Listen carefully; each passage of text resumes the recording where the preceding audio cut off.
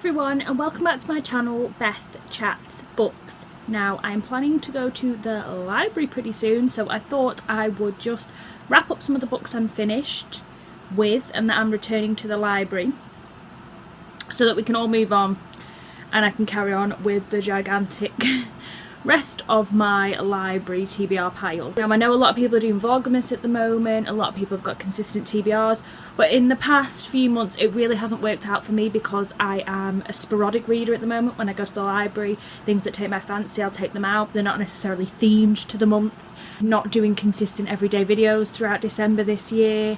I haven't previously done any December. I know it's a big thing, Vlogmas, but I just don't have the time at the moment. Work is quite full on.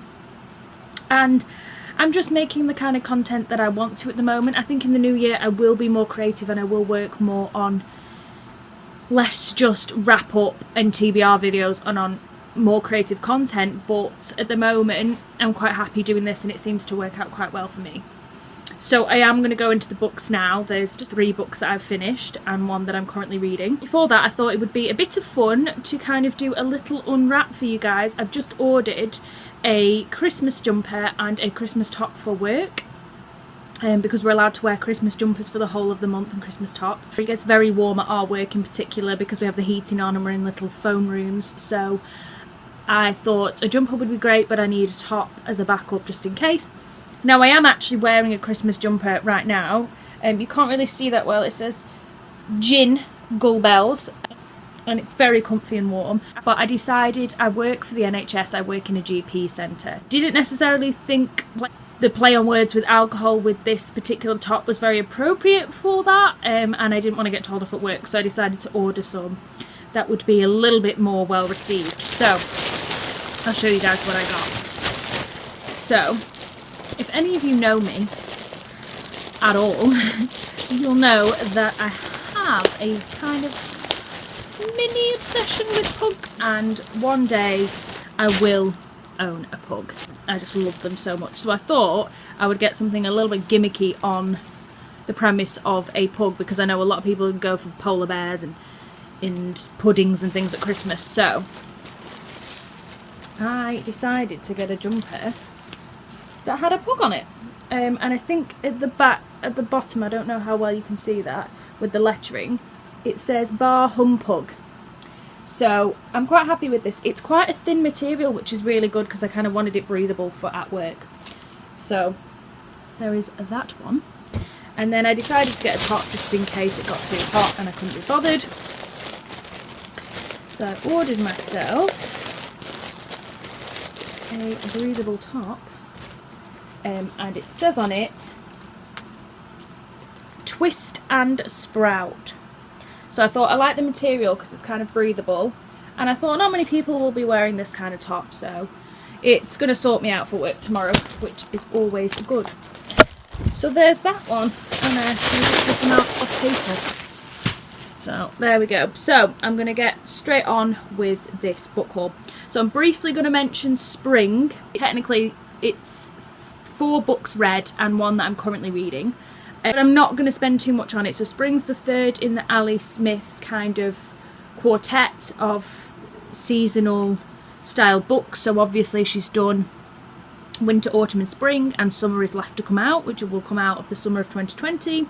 They all deal with a lot of current British politics. They are kind of, they play around with form and style quite a lot. It's not a quintessential kind of novel with a plot as such. So I don't know if this one classes as one that I particularly enjoyed as much as the others. I didn't really enjoy it.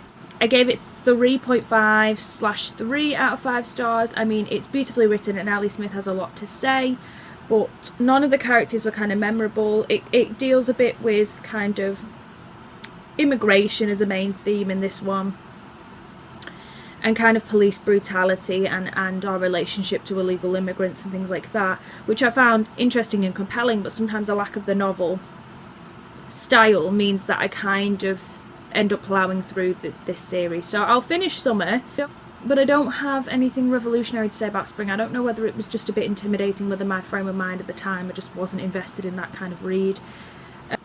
But I finished it, but you know, I don't have that much to say on it.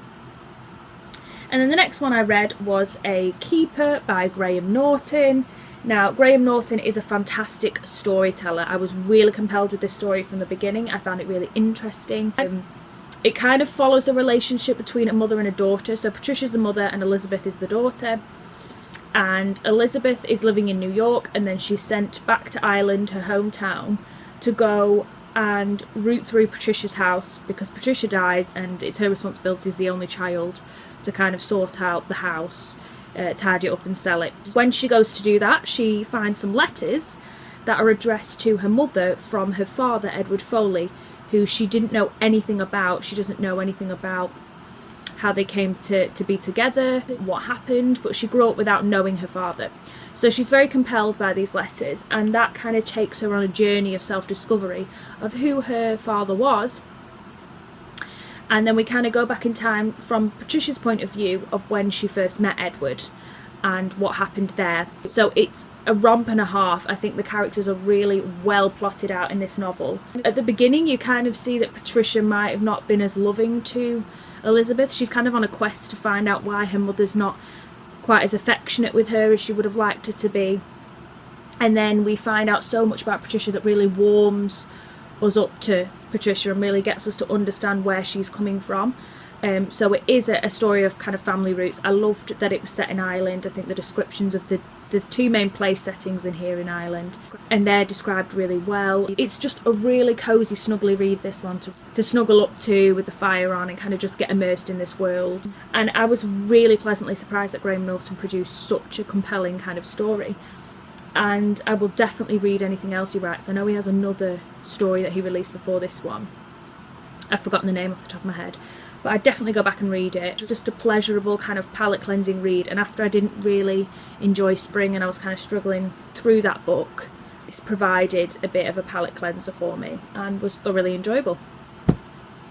And then the next one I read was The Hunting Party by Lucy Foley. Now, I realised that when I did my TBR from the library I didn't mention this book, and it really annoyed me. I kind of put on Twitter that as soon as I walked through my living room after I'd uploaded the video, I noticed it was just sat there because it was going to be my next current read. And I kind of kicked myself that I didn't really include it, but oh well, such is life. So, The Hunting Party is kind of fairly new. I know it's come out this year, and if you go into Waterstones at the moment, it's kind of on the thriller table. I think it was in their top 10 on Waterstones at one stage or other.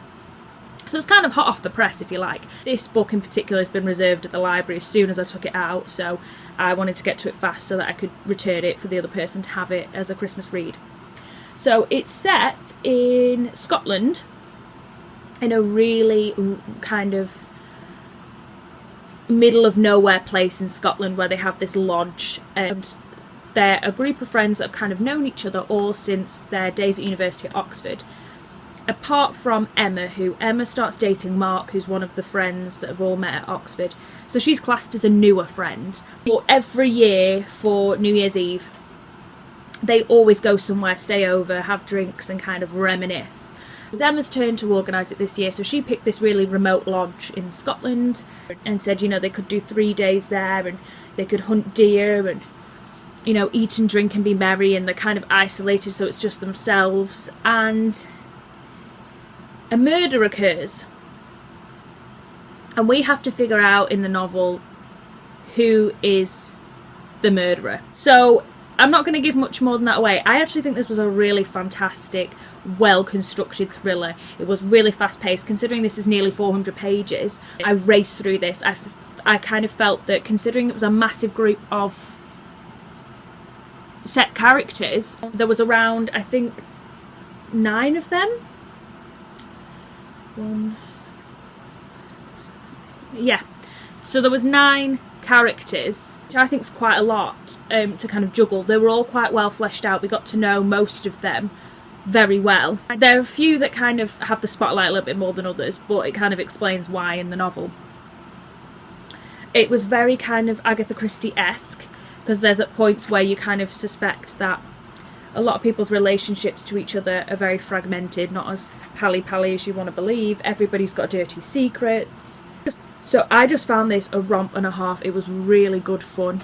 I devoured it. So I gave it between 4 and 4.5 because I would pretty much recommend this to anybody. Anybody that kind of enjoys a thriller, I would definitely recommend this. It's a new premise to me. It's very unique, the concept of them being quite remote and having this New Year's party. It's very seasonal at the moment to be reading. And just an ultimate pleasure read. Definitely. I really enjoyed it.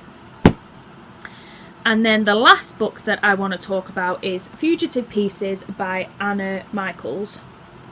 So I really found this very interesting. For such a short book, it's just under 300 pages. It's packed with some of the most beautiful sentences and descriptions that I've ever heard. So this doesn't follow a standard plot narrative either. This focuses on a kind of philosophical thought process of the main characters, of dealing with memory and grief and shame and this haunting quality of memory.